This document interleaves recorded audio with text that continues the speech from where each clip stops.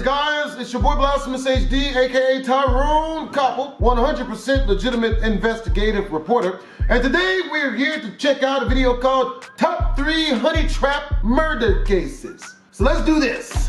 1976. Yeah, Honeytrap's a setup. That's how they got Pop Smoke. A lot of celebrities. Yup, there he is. You got the homies with you? Yup, there it is. Honeytrap. According to a court affidavit filed in the case, he had suffered blunt force trauma to the head, he'd been stabbed, and his right thumb had been cut off. Welcome to Urban Crime Stories. In this episode, we will examine 3 honeytrap murder cases more people should know about. Number 1, the tragic story of Shakilis Townsend. Shakilis Townsend, a 16-year-old boy from Croydon, United Kingdom, was known by friends and family as a kind-hearted and caring individual. He had a deep sense of loyalty and affection for those close to him. Despite his youth, Shakilis had a dreamer's heart and longed for love, which he thought he found when he met Samantha Joseph. Their relationship was only a month old, but Shakilis quickly became infatuated with her. He believed Samantha was the one for him and, without hesitation, shared with his mother that he wanted to marry her one day. His love was pure, driven by his hopeful and trusting nature. Unfortunately, Shakilis's feelings for Samantha were not reciprocated in the same way. While he was pouring his heart into the relationship, Samantha Joseph had different intentions. Behind Shakilis's back, Samantha remained deeply fixated on her older boyfriend, Danny McLean. Although she accepted Shakilis's attention and gifts, her heart and loyalty were still with Danny. Samantha used Shakilis, manipulating his feelings for her while keeping her true desires hidden. She confided in her friends, admitting that she didn't care for Shakilis and only viewed him as a tool, something she could use to her advantage. Despite Samantha's manipulative behavior, Shakilis remained completely unaware. He was utterly smitten, even oblivious to the fact that Samantha was playing a dangerous game with both him and Danny. His deep affection made him blind to the warning signs, and he continued to shower her with love and gifts, hoping that one day she would feel the same way about him. Man, I wonder why I've never been honey-trapped. Well, yeah, I have been honey-trapped. Never mind. I just was able to get out of it, you know. His desire for her was so intense that he ignored any hint that she might be using him, choosing instead to believe in the image of the relationship he had built in his mind. Danny McLean, a prominent member of the violent gang known as Shine My Nine, or SMN, ended his relationship with Samantha when he discovered she had been seeing Shakilis Townsend. Despite their breakup, Samantha's obsession with Danny never faded. She was willing to do anything to regain his affection, even at the cost of betraying Shakilis, who was deeply in love with her. Danny, fully aware of the power he had over Samantha, exploited her desperation. He told her that if she truly loved him and wanted to win him back, she had to set up Shakilis, ensuring his downfall. Samantha, eager to please Danny, agreed without hesitation, sealing Shakilis's fate. The tension between Shakilis's devotion and Samantha's manipulation came to a head on Thursday, July 3, 2008. This day marked a turning point in Shakilis's life, a day that shattered the illusions he had about Samantha and his relationship with her. He had no idea that Samantha had devised a plan with Danny, a plan that would lead to an act of betrayal so brutal that it would cost him his life. Shakilis, trusting and full of love, could never have anticipated the storm that was about to hit. On the day of the tragic event, CCTV footage captured Samantha meeting Shakilis. She wore a see-through floral dress, a deceptive appearance that hid her true intentions. To anyone watching, they seemed like a typical young couple, laughing and enjoying each other's company. Shakilis had no idea that Samantha had orchestrated the events of that day with Danny. The two boarded a bus together, with Shakilis believing they were on their way to meet Samantha's cousin. Throughout the journey, Samantha remained in secret communication with Danny via her cell phone, updating him and coordinating the ambush that was to come. Shakilis, in his trusting nature, was completely unaware of the deadly trap being set for him. Samantha skillfully led Shakilis to a quiet cul-de-sac, a secluded area perfect for what was about to happen. She continued to play the role of a loving girlfriend, masking her betrayal with ease. But instead of meeting her cousin as Shakilis expected, He was ambushed by Danny and 5 members of the SMN gang.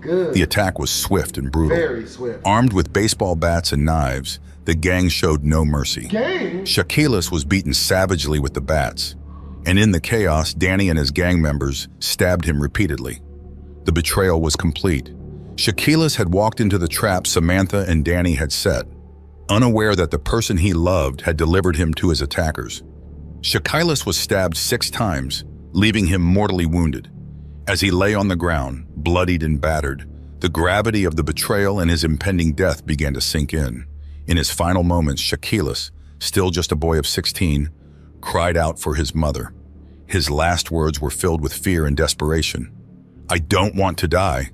His voice echoed in the empty street, a heartbreaking plea that no one was there to answer.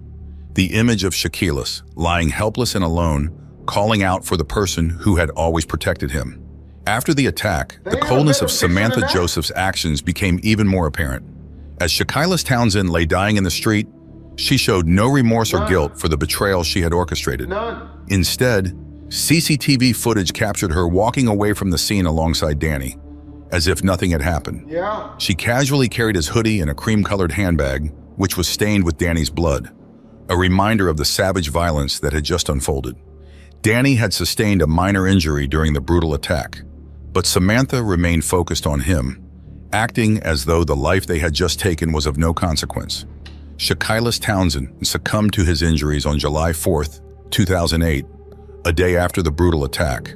Despite being rushed to the hospital, the severity of his wounds was too much for the 16-year-old to survive. His death marked the tragic end of a young life filled with love, dreams, and a belief in a future that was stolen from him. The community mourned the loss of a boy who had been betrayed by those he trusted, and the senseless violence of gang culture that had claimed yet another victim. In the months that followed, justice was served for Shaquilas. Samantha Joseph, Danny McClain, and 5 other gang members, including Andre Thompson and the Ellis brothers, were found guilty of murder. Their participation in the premeditated ambush and savage attack on Shaquilas led to heavy sentences. Danny, the orchestrator of the plan, was sentenced to a minimum of 15 years in prison for his role as the leader of the gang that took Shaquilas' life. His manipulation of Samantha and the brutal way in which the attack was carried out highlighted his cold, calculating nature. Several other gang members also received lengthy prison sentences for their involvement. Andre Johnson Haynes, a former public school boy and promising London Irish rugby player, was sentenced to a minimum of 12 years in prison. Brothers Tyrell Ellis and Don Carlos Ellis, along with Michael Akinfenwa, also received 12-year sentences for their part in the attack. The sentencing of these young men, all from different walks of life, revealed how deeply the culture of gang violence had What they do, divvy up the years? All right, well, life was about 120 years. We gonna divvy that up evenly between the 80 y'all. So it just give y'all 12 apiece. That makes sense to us, you know. What? Infiltrated their lives, leading them to commit acts that would destroy not only their own futures, but the life of an innocent boy. Samantha Joseph, who had been the key to luring Shaquilas into the ambush, was sentenced to 10 years in prison. Her role in the betrayal, despite her young age, showed a willingness to go to deadly lengths to gain the approval of Danny. After serving her sentence, she was freed in 2019 and deported to her native country of Trinidad. The legal system's handling of her case left many questioning whether justice had truly been served, as the mother of Shaquilas grappled with the pain of knowing her son's killer had been released after a decade. Andre Thompson, another key member of the gang, was sentenced to a minimum of 14 years in prison, a term that was later reduced to 13 years and 3 months. His involvement in the murder, like the others, underscored the devastating consequences of gang allegiance and violence. Though all involved were brought to justice, the sentences could never repair the damage done. For Shaquilas' family, the pain of his loss, coupled with the betrayal that led to his death, would remain a constant reminder of the tragedy that unfolded on July 3rd, 2008. Number 2, the murder of Saul Murray. Saul? Better call Saul? In the early hours of February 27, 2022, Saul Murray, a 33-year-old father of 6 from Luton, United Kingdom, was found dead in his Luton flat, with his body bearing multiple stab wounds. What began as a night of excitement and allure quickly spiraled into tragedy as two women, drawn to Saul's vibrant online persona, lured him into a deadly honey trap. As the investigation unfolded, the community was left grappling with the shocking betrayal that led to Saul's tragic end. Known for his vibrant personality, Saul lived life to the fullest, often sharing moments from his daily life on social media. His profiles displayed a keen interest in fashion, frequently showcasing his affinity for well-known brands. These posts painted a picture of a man who enjoyed the spotlight and appreciated the finer things in life. However, it was this very visibility that drew the attention of two young women who devised a scheme to ensnare him in a honey trap. Captivated by his lifestyle and charm, they aimed to exploit his online persona for their own gain. Under the guise of friendship, they reached out to Saul, hoping to lure him into a situation he never anticipated. Their intentions were far from innocent, as they crafted an elaborate ruse designed to pull him into their web. Supreet Dillon, a 36-year-old from Gillingham, and her 21-year-old accomplice, Temidayo Al, had their sights set on Saul Murray after noticing his extravagant lifestyle showcased on Instagram, particularly the eye-catching photos of his Rolex watches. Intrigued by the allure of his wealth, they initiated contact with him, exchanging friendly messages that eventually led to sharing their telephone numbers.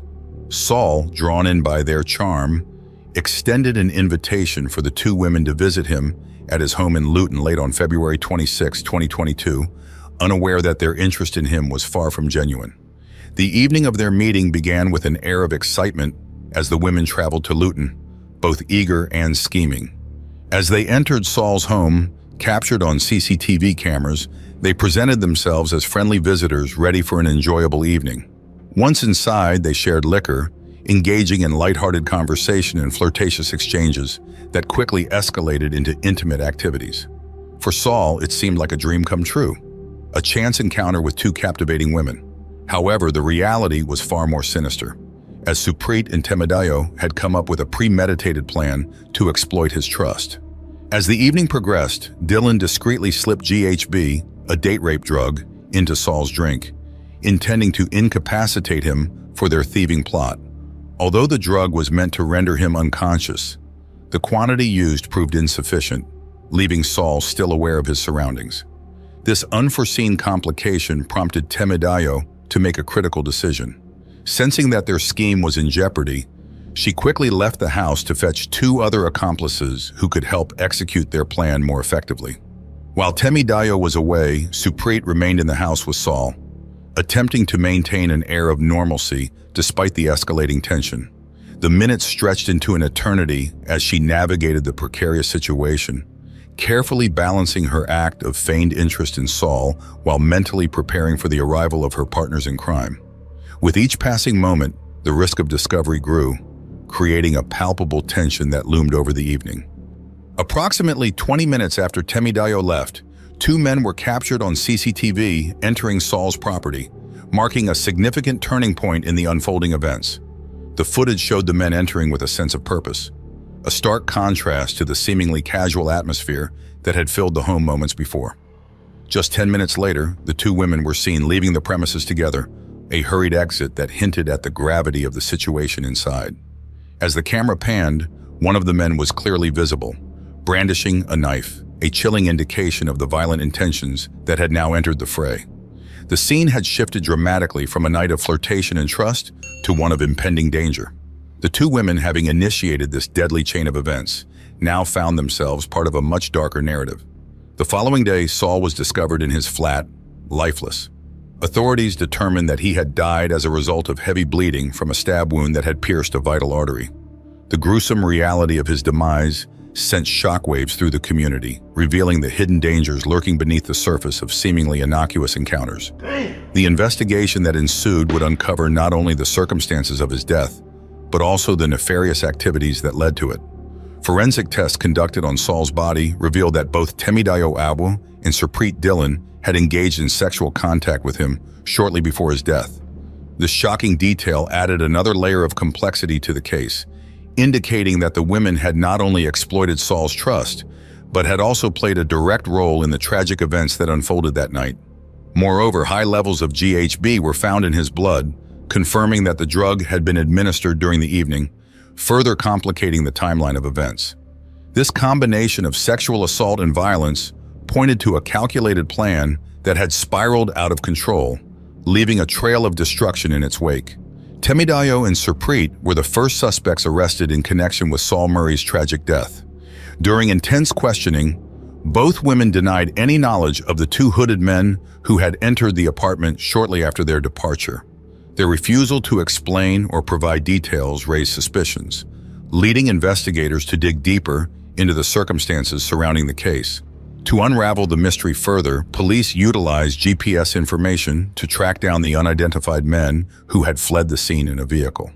Their efforts quickly led to the arrest of 29-year-old Cleon Brown, who was identified as one of the individuals connected to the incident.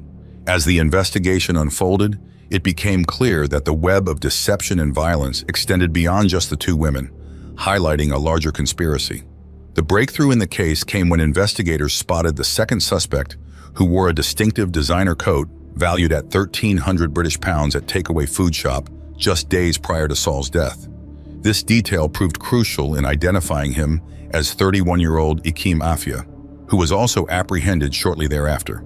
The coat became a key piece of evidence, linking Afia to the crime scene and reinforcing the connection between all parties involved. As the arrests were made, the grim narrative of betrayal and violence continued to unfold. The authorities faced a complex case involving multiple suspects, each with their own motives and stories. The investigation now centered on piecing together the events leading up to Saul's death, seeking justice for a man whose life was taken too soon. Ikim Afia was ultimately convicted of murder, receiving a life sentence with a minimum term of 25 years. His role in the brutal attack that led to Saul Murray's death was deemed particularly heinous, reflecting the severity of the crime and the impact it had on Saul's family and community. Afia's conviction marked a pivotal moment in the pursuit of justice, bringing a measure of closure to a tragic case that had captured public attention. Cleon Brown, Ikim's accomplice, was handed an 11-year prison sentence for his involvement in the events that transpired that fateful night. While his role was less direct than Afia's, the court recognized that he played a significant part in the conspiracy that led to Saul's untimely demise. In a separate but related outcome, Temidayo Al faced a mixed verdict in her trial. She was sentenced to 7 years for manslaughter and an additional 6 years for conspiracy to commit robbery to run concurrently. Despite being involved in the events that led to Saul's death, she was found not guilty of murder, reflecting the complexities of her involvement in the case. Surpreet Dillon received a similar sentence, with the court handing her 10 years for manslaughter and another 10 years for conspiracy to commit robbery, also to run concurrently. Like all, Dillon's role in the tragic events was acknowledged. I'd like him to do life. We don't need these women on Tinder. But the jury ultimately differentiated between manslaughter and murder in their deliberations. Number 3, the disturbing case of Fasil Teklemariam. In early April 2024, 53-year-old Fasil Teklemariam was brutally murdered in his Washington, D.C. apartment. The Metropolitan Police responded to a report of a stabbing, discovering Fasil's body with multiple injuries, including a missing right thumb. As details emerged, it was revealed that Tiffany Gray, a 22-year-old woman who had benefited from Fasil's generosity, and her accomplice were behind the heinous act, exploiting his trust in a calculated plan for financial gain. Fasil was known among his community for his calm demeanor and generous spirit. Described as an easygoing man, Fasil had a reputation for being kind-hearted and always willing to lend a helping hand. Oh boy. His generosity extended beyond his immediate circle, and one person who particularly benefited from his giving nature was Tiffany Gray, a 22-year-old woman. Fasil was known to be her sugar daddy, frequently spending money on her and showering her with gifts, creating a relationship built on financial support and companionship. Tiffany enjoyed the luxuries that Fasil provided, and their relationship was well known among those who were close to them. Fasil, though significantly older, seemed content in his role, always willing to fulfill Tiffany's needs and desires. Despite their unconventional arrangement, there appeared to be no tension or conflict between the two, and Fasil's life carried on peacefully. However, what many didn't realize was that beneath the surface of this seemingly smooth relationship, things were about to take a darker turn. In early April 2024, Faisal's life took an unexpected turn, shattering the semblance of peace he had cultivated. On what started as an ordinary day for him, soon spiraled into a series of events that would ultimately alter the course of his life. The tranquility that Faisal was known for vanished, and in its place came confusion, fear, and uncertainty. As the day unfolded, it became clear that something was terribly wrong. On April 5, 2024, the Metropolitan Police Department responded to a chilling report of a stabbing in Washington, D.C. Upon entering Faisal Teklemariam's apartment, officers were met with a harrowing scene. Faisal lay lifeless in his bedroom, the victim of a brutal assault. He was discovered with multiple traumatic injuries, most notably a missing right thumb, a detail that would become pivotal in unraveling the mystery surrounding his death. The subsequent autopsy revealed the full extent of the violence he had endured, including severe blunt force fractures to his skull, numerous lacerations, and a stab wound. Additional cuts on his legs and the gruesome amputation of his right thumb painted a horrifying picture of the circumstances leading to his demise. As investigators meticulously combed through the crime scene, they uncovered evidence suggesting attempts had been made to sanitize the area, indicating a deliberate effort to conceal or destroy incriminating evidence. Despite these efforts, certain clues remained, including distinctive footprints that could potentially lead them to the perpetrator or perpetrators. The chaotic nature of the scene suggested a violent struggle, compelling detectives to reconstruct the timeline of events that had culminated in this tragic outcome. Every detail, no matter how small, was crucial in piecing together the narrative of that fateful night. Security camera footage from the lobby of Teklemariam's apartment building emerged as a critical piece of evidence in the investigation. Over the days leading up to his murder, the recordings captured two individuals present in the building on the night of the incident, just hours before Faisal's body was discovered. Among them were Tiffany Gray and her accomplice, 19-year-old Audrey Miller, who were seen returning to the building on April 3rd at approximately 2 a.m. Their actions suggested a sinister motive, as they entered the premises carrying bags and boxes, later seen exiting with various items belonging to Faisal. This behavior pointed to premeditated theft, raising alarms about their intentions and the nature of their relationship with the victim. The surveillance stills depicted masked figures in hooded sweatshirts, their identities hidden as they made off with Faisal's possessions.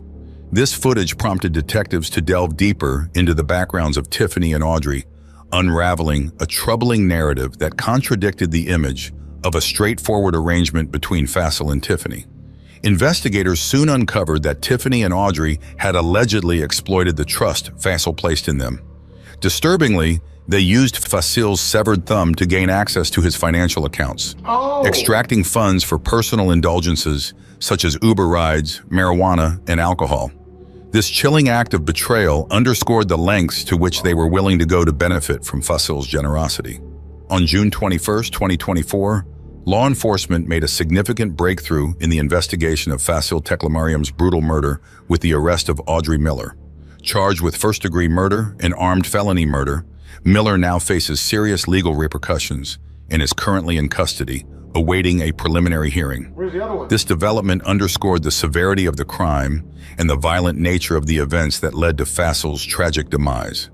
As investigators pieced together the details of the case, it became evident that Audrey's involvement was part of a calculated plan, raising questions about the deeper motives at play. Just weeks later, on July 1st, authorities apprehended Tiffany Gray in Prince George's County based on a warrant for her arrest, also charging her with first-degree murder and armed felony murder. The quick action taken by law enforcement highlighted their commitment to ensuring that those responsible for Faisal's death face justice.